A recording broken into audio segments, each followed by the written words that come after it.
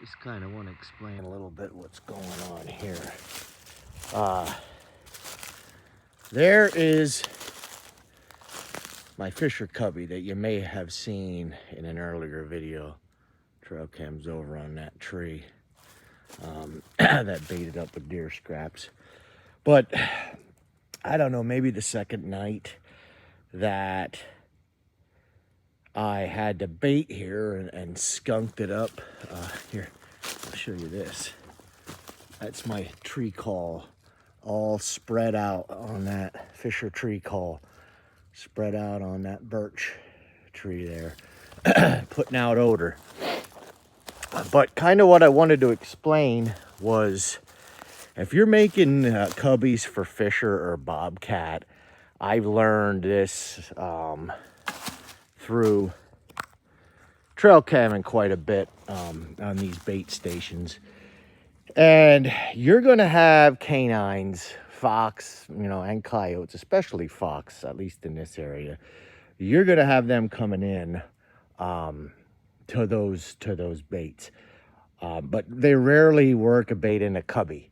Now, I'm sure I'm going to have 50 guys comment about how they caught a fox in a cubby or a coyote in a cubby. And yes, I've done it too. But for every one you catch, 50 are not going to come into that cubby. So something that I kind of recommend, I am no expert Fisher trapper or bobcat trapper. But, this is just something that trail camps have taught me, is you go downwind of your set and make what I call a stinger set for the canines. And that's what this is. It's just a projection type set. Shallow bed. You do not want to go crazy bedding your trap and covering it in the woods.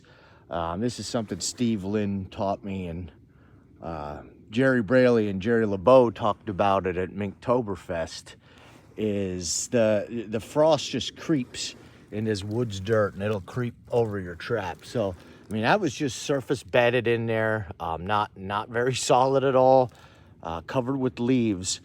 And one thing I do, and I don't know, I've really never seen it before, is some trappers will, when they're using like the old Montgomery dogless and they're using screens with them, they will punch the screen with the pan, the notch on the pan, punch through that. And I actually do that with a leaf to cover it, and so I'm not covering with dirt in wintertime trapping. But that is just a projection type set, post set, very subtle, compared to that. I have beaver castor mixed with reckless abandon smeared on that post. I was thinking, well, maybe a bobcat might come along too. That's why I went with the castor. So, it's just keep your stinger sets subtle. Keep them downwind, because that's what I've seen on trail cam. Is that these animals usually come into these big bait stations, downwind of them, which is, what you would think. But, keep your stinger sets subtle, and, that's a good distance away. I don't know, 10, 12 feet away, 15 feet. Just let your location dictate where you're going to put your stinger in.